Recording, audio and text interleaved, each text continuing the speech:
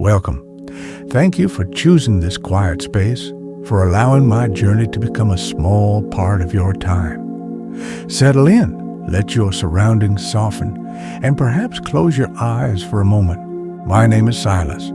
I travel slowly aboard my simple train carriage, the Wanderer, finding a deep sense of peace, not just in arrival, but in the gentle unfolding of the journey itself. It's a path focused on listening to the quiet pulse of a place, the subtle shifts in light, the stories whispered in everyday moments. The Wanderer has been my steadfast companion through landscapes vastly different, yet each holding its own quiet beauty. I recall the tiled warmth and melancholic melodies drifting through the alleys of Lisbon, the serene, ancient stillness found beneath the towering bamboo in Kyoto's forests, and the vibrant tapestry of scents and sounds filling the sun-drenched air of Marrakesh's hidden courtyards. Now, the steady rhythm of the rails carries me across the plains of Germany towards a city woven with history and quiet resilience, Berlin. The landscape outside shifts, grows denser, hinting at the layers we are soon to explore. In the chapters that follow, we'll step together onto Berlin's streets. We will feel the unique texture of the city, the cool stone of historical monuments, giving way to the surprising softness of a hidden park, the gentle murmur of the Spree River flowing past grand museums. We'll seek out the tranquility held within its expansive green spaces, like the Tiergarten, find moments of calm in the quiet corners of bustling neighborhoods, perhaps tracing the faded colors of stories painted on walls, and listen to the gentle sounds filtering up from peaceful inner courtyards. These are the quiet observations, the still moments I hope to share. This is an invitation to simply be present, to notice the small details, and perhaps find a quiet refuge in this shared experience, just as I seek to do on my travels. Let the steady sound of the journey soothe you as we arrive and settle into the unique atmosphere of Berlin.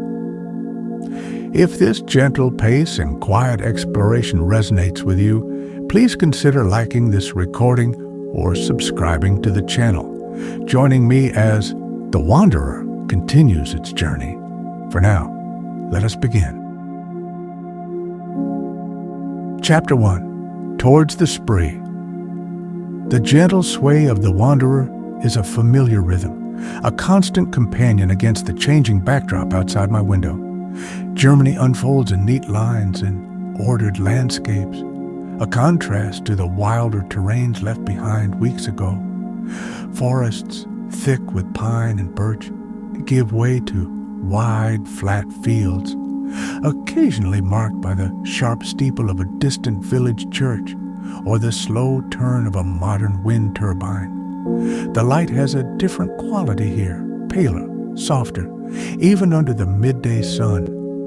It filters through the clean glass, casting long, gentle shadows across the worn wooden table where my notebook lies open, its pages still blank this morning. I trace the rim of my warm teacup, the simple ceramic smooth beneath my fingertip. The tea itself is mild, perhaps chamomile. It sent a subtle comfort in the quiet carriage. Outside, the colors are muted greens and earthy browns, punctuated by the occasional splash of red from a tiled roof. There's a sense of deep-rooted stillness in the land, even as the train moves steadily onward. Small towns appear and recede with quiet efficiency, glimpses of tidy gardens and window boxes filled with late-blooming flowers. There's little sign of overt bustle, just the steady hum of life lived at a measured pace. My thoughts drift, following the lines of the landscape. Berlin awaits, a city I know mostly through stories and images, a place of stark contrasts, of history etched deep into its very fabric, yet constantly reinventing itself. I feel a quiet curiosity, not an urgent need to see specific landmarks, but rather a desire to understand its underlying pulse, to find the pockets of calm that must exist even within such a resonant metropolis. Will it feel heavy with its past or light with its present? My journey isn't about finding answers, but about observing the questions the city itself poses. The carriage interior feels particularly comforting today. The familiar scent of aged leather from the armchair, the faint aroma of wood polish, the whisper of the ventilation, it all combines into a gentle cocoon against the world rushing past. I run my hand over the smooth, cool surface of the brass window latch, a small, solid detail grounding me in the present moment.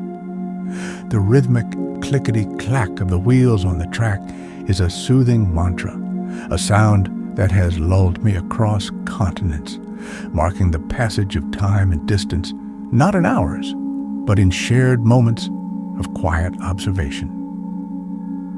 As the afternoon deepens, the landscape begins to subtly shift once more. The fields become interspersed with more frequent pockets of woodland, and the signs of habitation grow denser.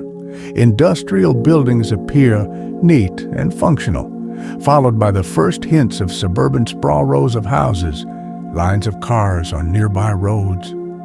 The energy outside feels different now, a low thrum replacing the rural quiet. The train slows slightly, navigating a more complex network of tracks, crossing bridges over canals, reflecting the gray-blue sky. I watch the light change, the sun beginning its slow descent, casting a warmer, more golden hue across the passing scenes. Silhouettes sharpen, shadows lengthen.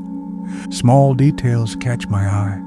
Laundry drying on a balcony, a lone figure walking a dog along a canal path, a flash of colorful graffiti on a concrete wall.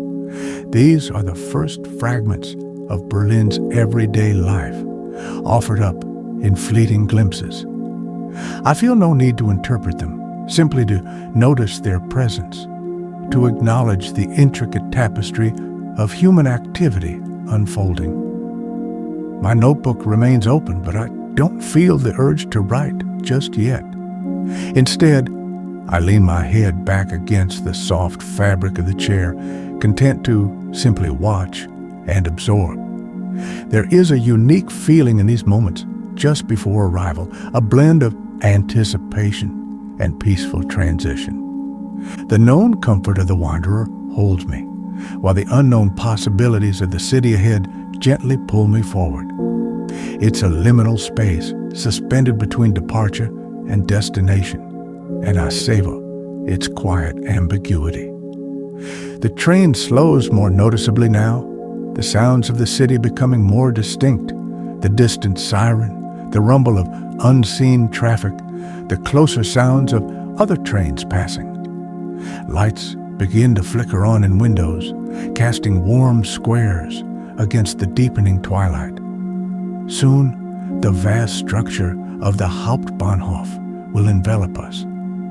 I take a slow, deep breath, gathering the stillness of the journey within me, ready to carry it onto the platform and into the heart of Berlin. The gentle journey continues, simply changing its form. Chapter 2.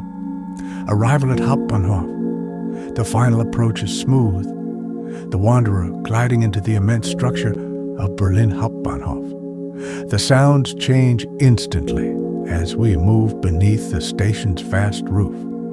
The open air is replaced by a contained echo, a symphony of train announcements, rolling suitcases, and the murmur of countless conversations in multiple languages. Stepping onto the platform, I'm immediately struck by the scale. Steel beams crisscross overhead, supporting layers of glass that allow daylight, now fading, to filter down onto the multiple levels of tracks and concourses below. It feels less like a traditional station and more like a modern cathedral dedicated to movement. I pause for a moment, simply observing the flow. People move with purpose, yet there isn't the frantic rush I've experienced in other major hubs. There's an underlying sense of order, of efficiency. Trains arrive and depart seamlessly on different levels, sleek, modern carriages sliding silently into place. The air smells clean, neutral, lacking the heavy diesel fumes of older stations. I take hold of my worn leather satchel, its familiar weight grounding me amidst the architectural grandeur and the constant motion. My own train, the Wanderer, looks almost quaint here, a touch of vintage warmth against the cool glass and steel. Navigating the station is surprisingly intuitive. Clear signage points the way, and escalators glide smoothly between levels. I bypass the main concourse, seeking the signs for the S-Bahn, the city's urban rail network. The transition feels seamless, moving from the long-distance platform to the local line.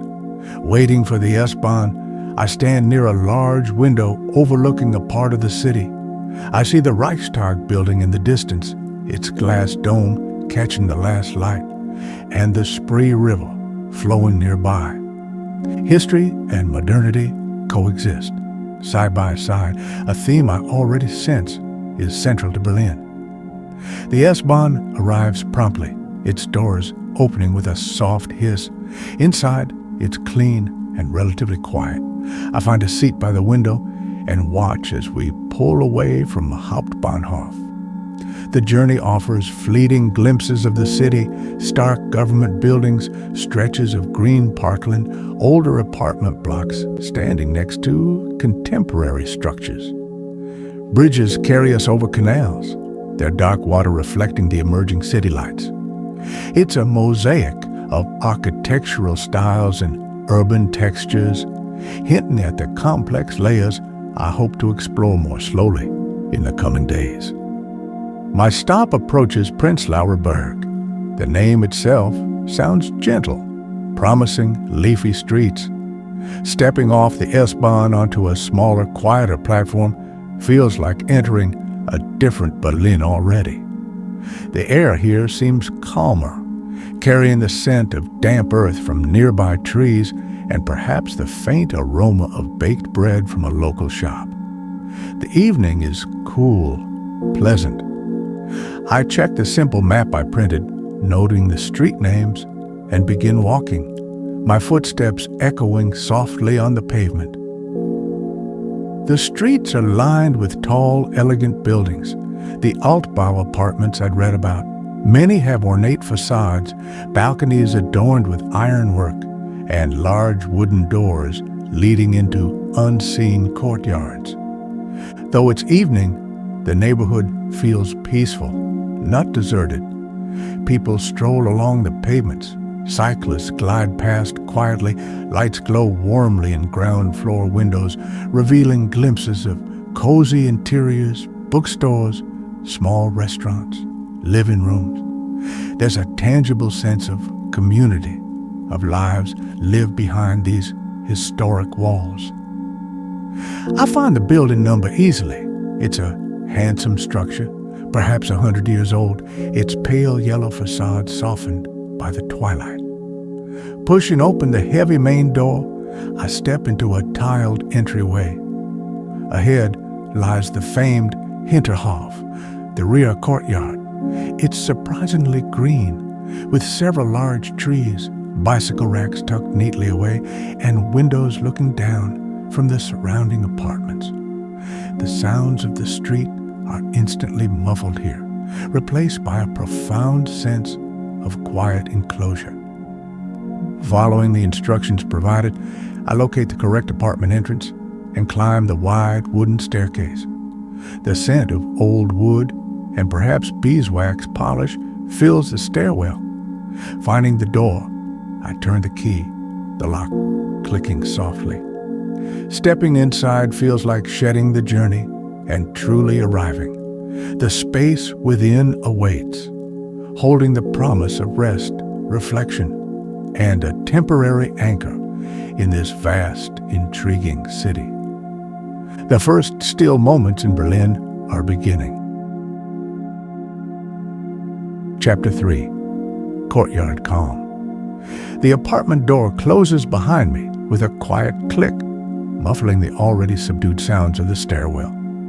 I stand for a moment in the small hallway, allowing my eyes to adjust to the soft light filtering in from the courtyard-facing windows. The air inside is still and cool, carrying a faint, pleasant scent, perhaps old wood, dust motes dancing in the light, and the subtle trace of previous occupants' lives lived within these walls. High ceilings arch overhead, giving the space an airy, generous feel despite its modest size. Moving further in, I find the main room. Parquet flooring, worn smooth over decades, gleams softly under the ambient light. The furniture is simple, functional, yet chosen with care: a comfortable-looking armchair, a small sofa, a sturdy wooden table. It doesn't feel sterile or impersonal. Rather, it feels like a space intentionally left uncluttered, allowing room for thought. Large casting fences, the traditional double windows, look out onto the Hinterhof. I walk towards them, drawn by the view. Below, the courtyard is bathed in the gentle glow of twilight and the warm light spilling from other windows. Leaves on the tall trees rustle softly in an occasional breeze. A bicycle leans against a wall, seemingly forgotten. Somewhere above, I hear the faint notes of a piano being played, a simple melody drifting down. It's a peaceful, almost intimate scene, a hidden world tucked away from the city's main thoroughfares. This connection to the shared, quiet space of the courtyard feels immediately grounding. I begin to unpack, slowly, deliberately. My worn leather satchel finds a place on the armchair. My notebook and pen are placed on the wooden table near the window, ready for morning thoughts. My camera remains in its bag for now. Unpacking isn't just a practical task. It's a small ritual of settling in, of claiming the space temporarily as my own. Folding clothes, arranging toiletries, these simple actions create a sense of order and familiarity, a necessary counterpoint to the constant movement of travel. Later, I make myself a simple cup of herbal tea in the small kitchen tucked into an alcove. It's equipped with the basics, clean and efficient. Holding the warm mug, I return to the window overlooking the courtyard. Night has fully descended now. More lights are on in the surrounding apartments, offering brief, anonymous glimpses into other lives, someone reading, silhouettes moving behind curtains, the blue flicker of a television screen. There's a sense of shared existence, yet privacy is maintained. It feels very Berlin, this balance of proximity and reserve. I step out onto the small balcony attached to the room. The air is cool and fresh. The sounds are muted. The distant rumble of a tram, the soft closing of a window somewhere below, the whisper of wind in the leaves. Looking up, I can see a patch of dark sky framed by the surrounding rooftops. A few stars faintly visible despite the city glow. Standing here, suspended between the quiet apartment and the sleeping courtyard, feels like being held in a pocket of calm. Returning inside, I explore the apartment's other corners. A small bookshelf holds a mix of German paperbacks and English travel guides, remnants of previous visitors. The bedroom is simple, containing little more than a bed and a wardrobe, promising restful quiet. The high ceilings continue here, enhancing the feeling of space, Everything is clean, well-maintained, conveying a sense of understated care. It feels lived in enough to be comfortable, but uncluttered enough to be peaceful. As I prepare for sleep, the sounds from the courtyard provide a gentle backdrop, no jarring noises, just the soft murmurs of a building settling into the night. I feel a sense of contentment, of having found a good place to pause. This apartment, this courtyard view, will be my anchor point for exploring Berlin. It's a haven to return to after wanders through the city, a quiet space to process observations and simply be. The stillness isn't empty. It's filled with the gentle pulse of the neighborhood, a rhythm I look forward to learning. Chapter 4. Prenzlauer Berg Pause. Morning arrives softly in the courtyard. Sunlight, filtered through the leaves of the tall trees, paints shifting patterns on the opposite wall.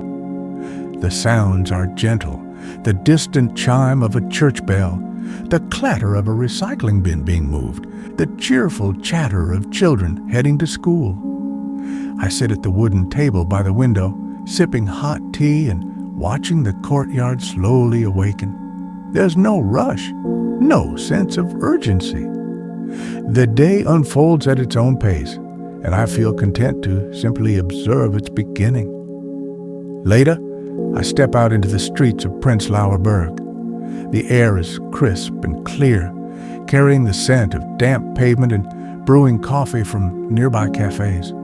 The sun, stronger now, highlights the intricate details on the facades of the Hauptbahnhof buildings, ornate carvings, elegant ironwork on balconies, grand arched doorways. Some walls bear the faint scars of history, patched plaster or bullet holes smoothed over but still visible, silent testimonies to the city's past. These layers aren't hidden. They're part of the neighborhood's character. I wander without a specific destination, letting the quiet side streets guide me. Cobblestones, worn smooth by time, line many of the smaller roads. Colorful window boxes overflow with geraniums and ivy. Small independent shops beckon with understated displays, bookstores with curated selections, boutiques showcasing local designs, artisan bakeries promising fresh bread. There's a creative yet unpretentious energy here. People cycle past leisurely, wicker baskets fitted to their handlebar, nodding quiet greetings. The aroma of coffee becomes irresistible. I choose a small cafe with large windows looking onto the street. Inside it's warm and inviting. Wooden tables, mismatched chairs, soft lighting, the quiet hum of conversation. I order a milk coffee and a piece of Apfelkuchen, apple cake.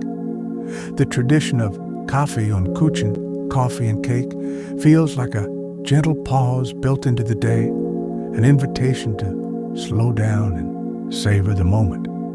Finding a seat by the window, I watch the world outside. The pace of life here feels deliberate, mindful. People walk, not rush.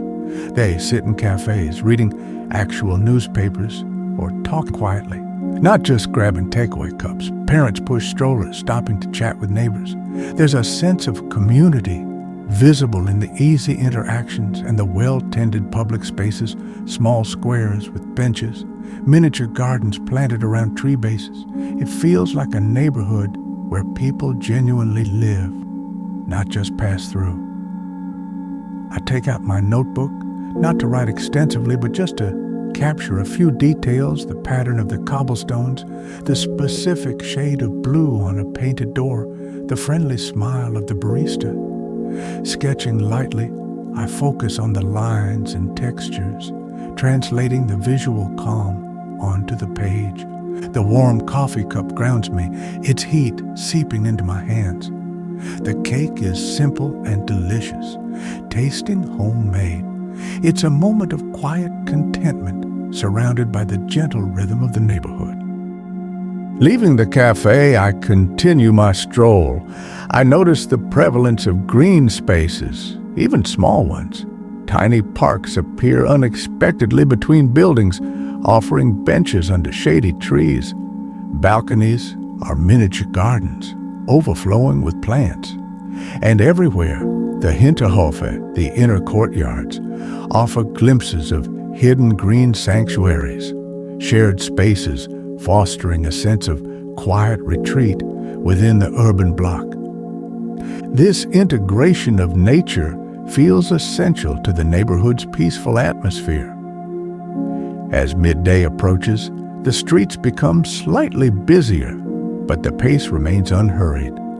I feel no pressure to see everything, do everything. The pleasure is in the wandering itself, in the small discoveries and interesting architectural detail, a colorful mural tucked down an alley, the sound of wind chimes tinkling from a balcony.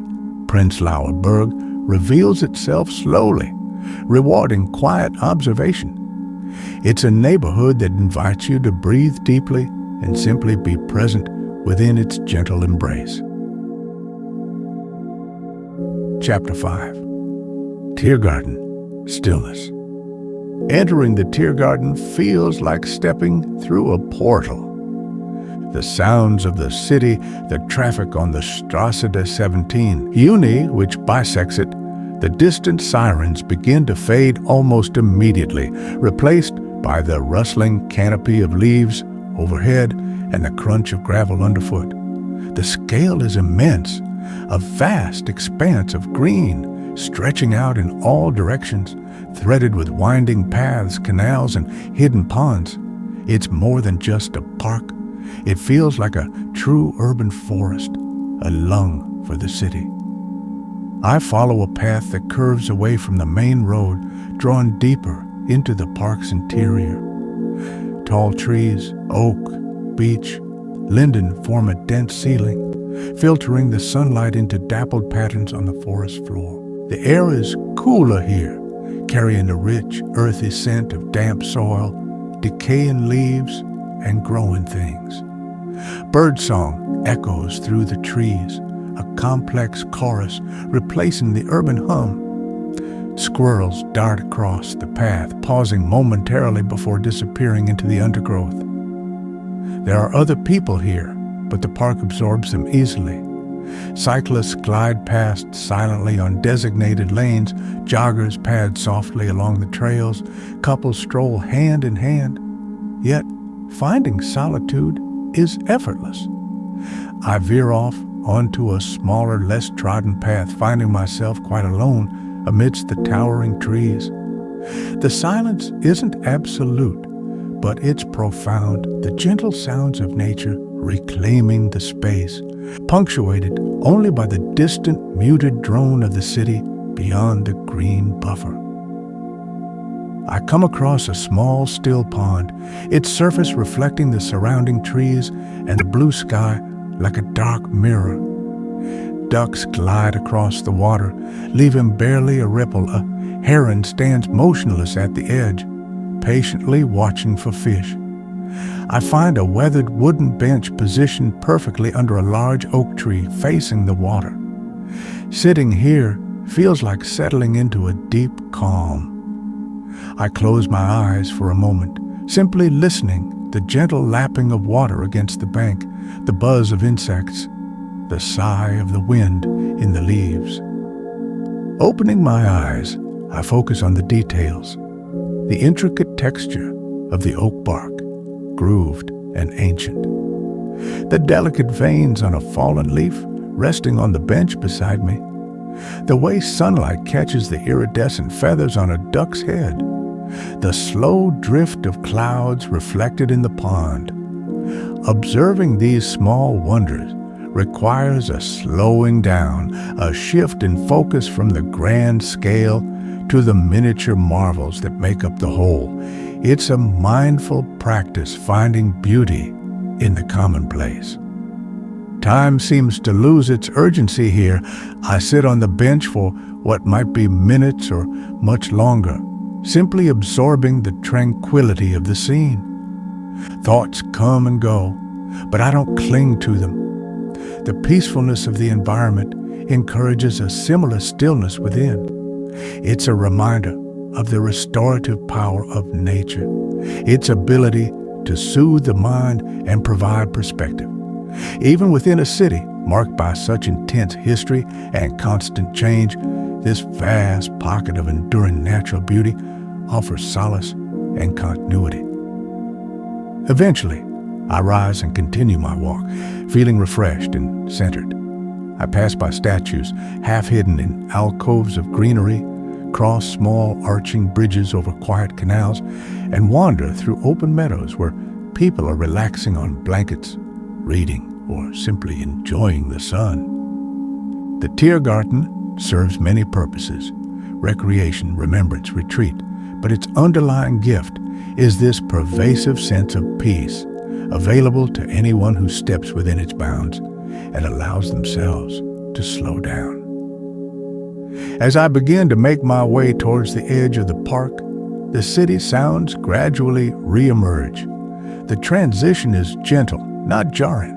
I carry the stillness of the Tiergarten with me as I step back onto the pavement.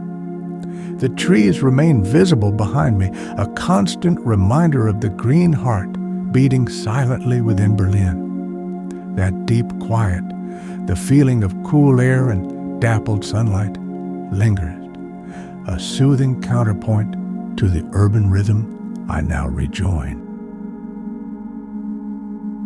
Chapter 6. Reflections on Museum Island. I approach Museum Island not as a tourist with a checklist, but as a quiet observer drawn to its unique atmosphere. It's early morning, and the crowds have yet to gather. The light is soft, glancing off the calm surface of the Spree River that encircles this island dedicated to art and history. The sheer concentration of grand neoclassical buildings is striking the Altes Museum with its imposing columns. The domed silhouette of the Bode Museum perched at the island's northern tip. The reconstructed Neues Museum standing beside the monumental Pergamon. I walk along the riverbank, the only sounds the gentle lapping of water against the stone embankment and the distant cries of gulls.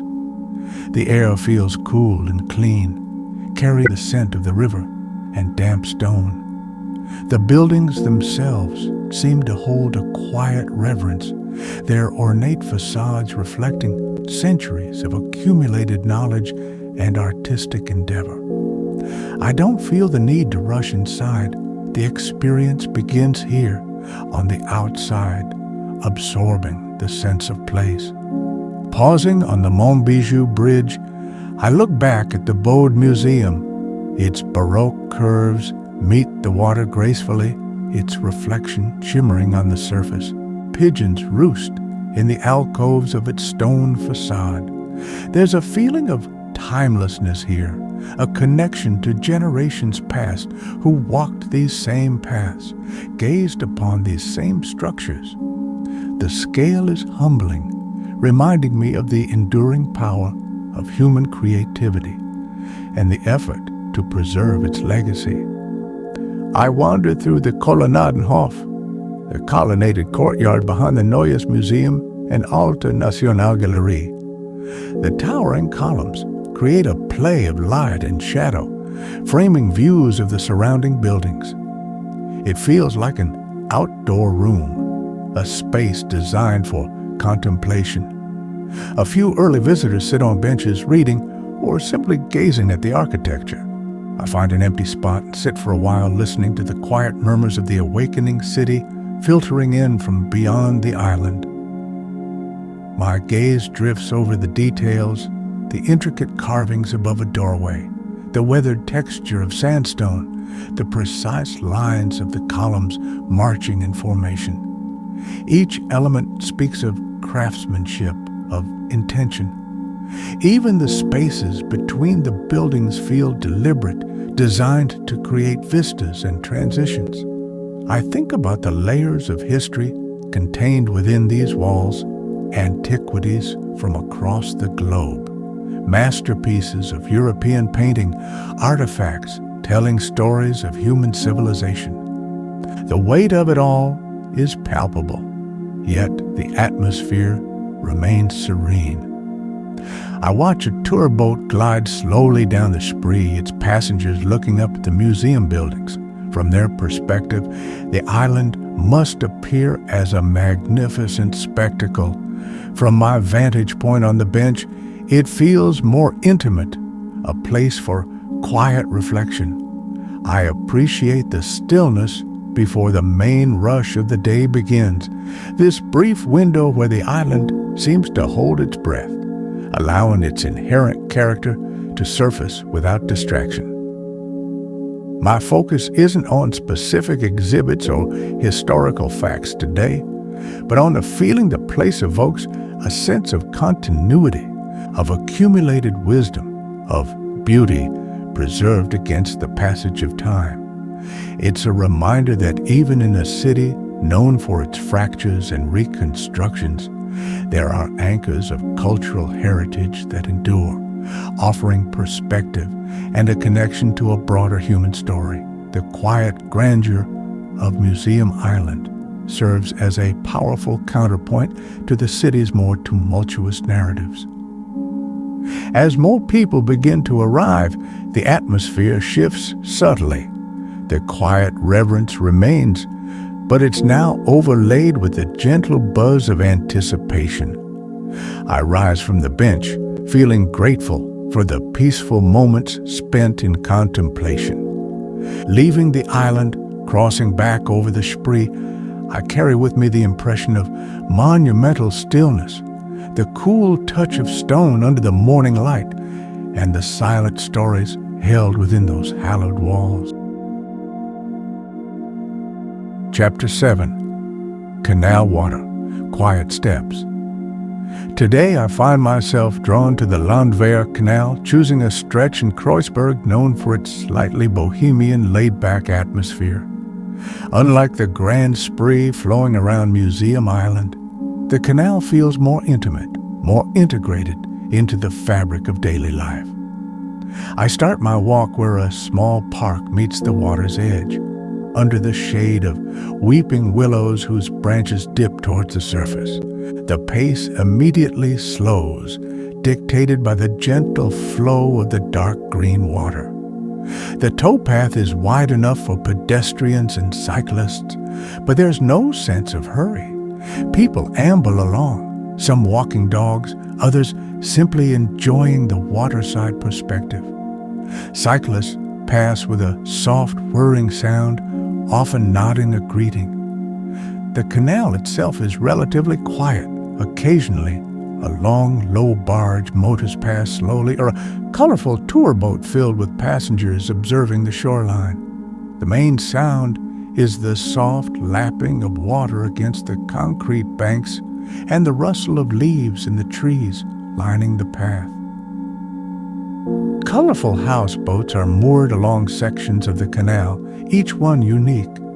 Some are ramshackle and rustic, adorned with potted plants, bicycles, and strings of lights. Others are sleeker, more modern designs. They add a vibrant, lived-in quality to the scene, hinting at alternative ways of life within the city. I imagine waking up to the gentle rocking of the boat, the view of water and trees just outside the window. It seems a peaceful existence, detached yet connected. I pause to lean against the railing of a bridge crossing the canal. Looking down, I watch the patterns of light and shadow on the water's surface. Small fish dart beneath. The reflection of the sky and the surrounding buildings shimmers, distorted by the gentle current. Underneath the bridge, the concrete walls are covered in layers of graffiti tags, elaborate murals, political slogans, a vibrant, chaotic contrast to the tranquil water below. It speaks to the different energies coexisting in Berlin, the constant interplay of creativity, commentary, and calm. Continuing my walk, I notice the small details that give the canal its character. Worn wooden benches invite pauses. Swans glide majestically, ignoring the human activity around them. People sit on the grassy banks, reading books, sharing picnics, or simply watching the water flow by. There's a sense of shared public space being used gently, respectfully. The atmosphere is relaxed, unpretentious. It feels like a place where Berliners come to unwind, to find a moment of peace away from the busier streets. The scent along the canal is a mixture of damp earth, river water, and the occasional whiff of blossoms from waterside gardens or blooming trees. In shaded sections, the air feels cool and slightly heavy. Where the sun breaks through, it warms the stone path underfoot. I focus on the textures, the rough concrete of the embankment, the smooth metal of the bridge railing, the soft petals of a wildflower growing defiantly in a crack in the pavement. Engaging the senses helps to deepen the feeling of presence, of being fully here, now. I find a quiet spot on a low stone wall directly beside the water and sit for a while. Closing my eyes, I listen to the soundscape, the rhythmic lapping, the distant city hum, birdsong overhead, the soft murmur of conversation from passers-by, the occasional splash of an unseen fish. It's a complex layering of sounds, yet the overall effect is calming. The steady presence of the water seems to absorb the sharper edges of the urban noise, creating a soothing background hum. As the afternoon wears on, I slowly retrace my steps. The light begins to soften, casting longer shadows across the path and enriching the colors of the houseboats and surrounding trees. My walk along the canal hasn't been about reaching a destination, but about immersing myself in the journey itself, the slow pace, the quiet observations, the gentle rhythm of the water. It's another facet of Berlin's stillness, found not in grand monuments or silent forests, but woven into the everyday fabric of the city along these tranquil, liquid pathways. Chapter 8. Stories on Walls. Berlin's narrative isn't confined to museums or history books. It's written openly on its walls. Today, I explore this urban canvas, not by seeking out the famous large-scale murals specifically, but by wandering through neighborhoods like Friedrichshain and Kreuzberg with an eye for the art that emerges organically from the cityscape. It's less a gallery visit, more a quiet treasure hunt, discovering stories told in spray paint, stencil, and paste up. I turn down a side street, and immediately a flash of color catches my eye. On the peeling plaster of an old building facade, a large, intricate stencil depicts a pensive face gazing outwards. I stop, not just to look at the image itself, but to notice its context, how the cracked wall provides texture beneath the paint, how the artwork interacts with the window frames it surrounds, how sunlight falls across it, highlighting certain details and casting others into shadow. It feels less like an imposition on the building, more like a conversation with it. Further along, I find smaller, more ephemeral pieces. Wheat-pasted posters already curling at the edges showcase graphic designs or poetic fragments. Tiny, intricate stickers adhere to lampposts and electrical boxes, easily missed if one isn't paying attention. These smaller interventions speak of a different kind of communication, quieter, more intimate, leaving traces for the observant eye to find. They contribute to the city's texture, layering meaning onto everyday objects. The art varies wildly in style and subject. Some pieces are overtly political, commenting on social issues or historical events. Others are purely aesthetic, explosions of abstract color or whimsical characters brightening a gray wall. Many seem deeply personal, expressions of individual creativity or emotion.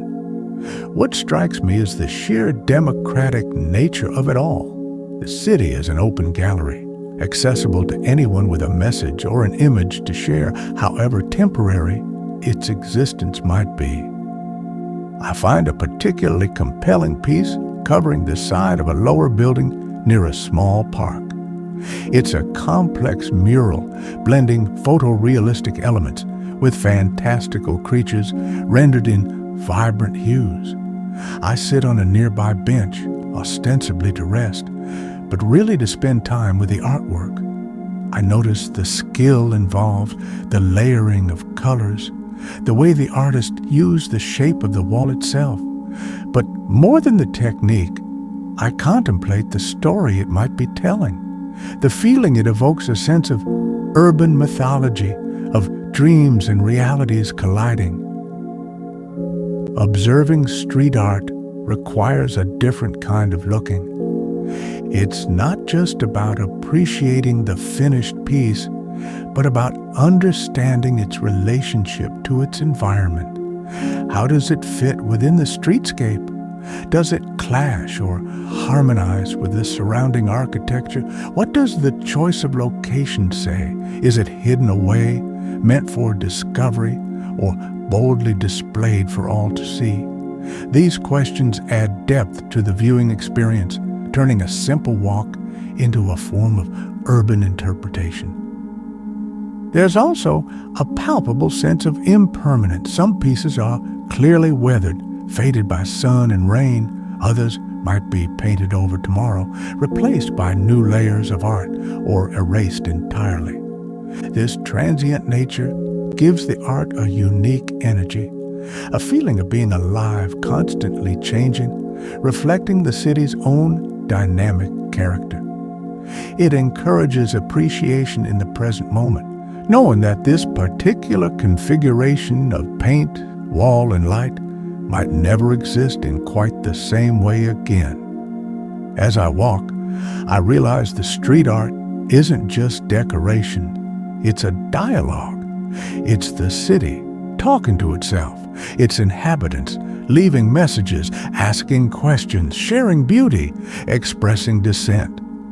Finding these pieces feels like tapping into Berlin's subconscious, discovering the unofficial narratives written beneath the surface of everyday life.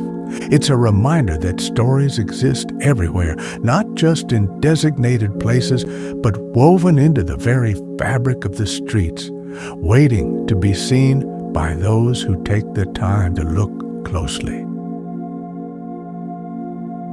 Chapter 9. Lingering light in the courtyard. The afternoon light slants into the apartment, illuminating dust motes dancing in the air. It's my last day in Berlin, and a familiar gentle melancholy settles over me, the quiet counterpoint to the anticipation of moving on. I begin the slow, methodical process of packing each folded item, each carefully placed object in my satchel, marking the transition from settledness back to motion. The worn leather of the bag feels familiar under my hands, a constant companion through many arrivals and departures. I pause often, looking out the window at the Hinterhof. The scene is comfortingly familiar now. The specific pattern of leaves on the tall trees, the arrangement of bicycles below, the particular shade of paint on the opposite building. Sunlight warms the bricks, creating a peaceful, almost sleepy atmosphere. Children's laughter drifts up from somewhere below, a cheerful, ephemeral sound. I try to commit the scene to memory, not as a photograph, but as a feeling, the feeling of quiet enclosure, of shared stillness. Packing finished, my satchel rests by the door, ready. Yet, I'm not quite ready myself. I make one last cup of tea, cradling the warm mug as I stand on the small balcony. The air is cool, carrying the scent of imminent evening. I listen intently to the sounds of the courtyard and the neighborhood beyond, the rhythmic clang of a distant tram, the murmur of conversation from an open window, the cooing of pigeons settling on the rooflines. These sounds have become the subtle soundtrack to my time here. My thoughts turn to the past few days, revisiting the quiet moments gathered like smooth stones found on a beach. The deep stillness of the Tiergarten, sunlight filtering through ancient trees, the hushed reverence of Museum Island under the early morning sky, the gentle pace of life observed from a Prenzlauer Berg cafe window, the slow, reflective walk along the Canal, watching the water flow, even the vibrant, silent stories told on city walls. Berlin revealed itself not in grand gestures, but in these subtle layers, in the quiet spaces between the noise and the history. There's a resilience I felt here, a unique blend of acknowledging a heavy past while embracing a creative, forward-looking present. It's in the way historical buildings stand alongside modern architecture, the way memorials exist matter-of-factly within public spaces, the way nature is woven into the urban fabric through parks and courtyards. The city doesn't hide its complexities. It wears them openly, inviting contemplation rather than easy answers. And within that complexity, I found surprising pockets of profound peace. The light in the courtyard shifts again, the shadows lengthening, the colors deepening towards twilight. It's time. I take a final look around the apartment, a silent thank you to the space that served as my anchor. The simple furniture, the high ceilings, the view of the leaves, it felt like a temporary home, offering exactly the quiet refuge I needed. Leaving always involves this faint pang of letting go, even when the journey ahead holds promise. Picking up my satchel, I open the apartment door and step out into the stairwell. The scent of old wood greets me like a final farewell. Closing the door behind me, the click of the lock sounds decisive. I walk down the wide wooden stairs, my footsteps echoing slightly in the quiet building. Pushing open the heavy front door, I step back into the Hinterhof, pausing for one last look at the peaceful enclosure before heading towards the street, towards the station, towards the waiting embrace of the wanderer. The Berlin air feels cool on my face as I walk towards the S-Bahn station. The streetlights are beginning to glow, casting pools of warm light on the pavement. The neighborhood is settling into its evening rhythm. I carry the quiet moments of the past few days within me, not as distinct memories perhaps, but as a subtle shift in perspective, a lingering feeling of stillness found amidst the city's intricate layers. The essence of Berlin for me lies in that quiet resilience, that gentle pace discovered just beneath the surface. Chapter 10. Rolling onward from Berlin. Back within the familiar confines of the wanderer, the gentle hum of the carriage feels like a welcome embrace. The train pulls away from Berlin Hauptbahnhof with a smooth, almost imperceptible motion. Through the large window, the station's intricate structure of glass and steel slides past, its lights blurring slightly as we gather speed.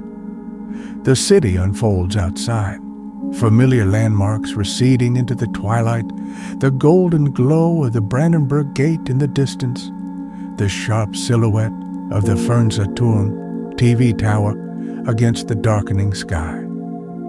I settle into my usual armchair, the worn leather conforming comfortably.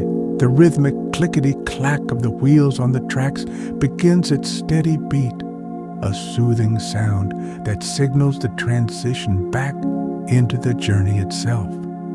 Watching the lights of Berlin glide by, I feel a sense of quiet completion, not the triumphant feeling of having conquered a city, but the gentler satisfaction of having connected with its quieter aspects, of having listened to its subtle frequencies. My notebook rests on the small table beside me. I pick it up, flipping through the pages filled during my stay. Sketches of courtyard trees, notes on the texture of canal water, descriptions of light filtering through cafe windows, fragments of thoughts inspired by quiet corners.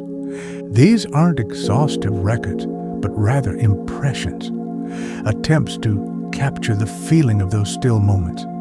Reviewing them helps solidify the experience, weaving the threads of observation into a personal tapestry of memory. Berlin lingers in my mind, a city of layers, of visible history interwoven with vibrant contemporary life. I think of the quiet courtyards offering hidden sanctuaries, the vast green expanse of the Tiergarten providing a space for breath within the urban density, the slow-moving canals reflecting both sky and stone. It struck me as a city comfortable with its complexities, allowing past and present, nature and concrete, silence and sound to coexist without demanding resolution. That acceptance, perhaps, is the source of its unique, resilient calm. The train moves beyond the city limits now, the dense network of lights giving way to darker patches interspersed with the occasional glow of suburban towns. The landscape outside becomes indistinct in the gathering night, allowing my focus to turn inwards toward the gentle motion of the train and the quiet solitude of the carriage. This space, the wanderer, is my constant, a moving sanctuary that allows for reflection and processing between destinations. I dim the main lights in the carriage, leaving only the soft glow of a small reading lamp near my chair. The darkness outside enhances the feeling of being cocooned within this warm, gently moving space. The familiar scents of wood and leather are comforting. I pour a small glass of water, the simple act feeling grounding. The journey ahead is unknown new landscapes, new cities, new moments of quiet observation await. But for now, I am content in this liminal space, carrying the essence of Berlin with me. There's a unique peace in being suspended between places, responsible only for observing the passage of time and landscape. The steady rhythm of the train acts as a metronome for my thoughts, allowing them to drift without needing to anchor anywhere specific. I feel gratitude for the experiences Berlin offered, for the quiet corners discovered, for the moments of unexpected stillness found amidst its vibrant energy. Each place visited adds a new layer to my own inner landscape. Closing my eyes, I lean my head back, letting the motion of the train and its familiar sounds lull me into a state of deep relaxation. The clickety-clack, the soft hum, the occasional gentle sway, it all blends into a soothing symphony of travel. Berlin recedes, not just physically, but mentally too, settling into its place within the broader narrative of my journey. The focus shifts from the specific place left behind to the simple, profound act of moving forward, open to whatever the next chapter may bring. The journey continues.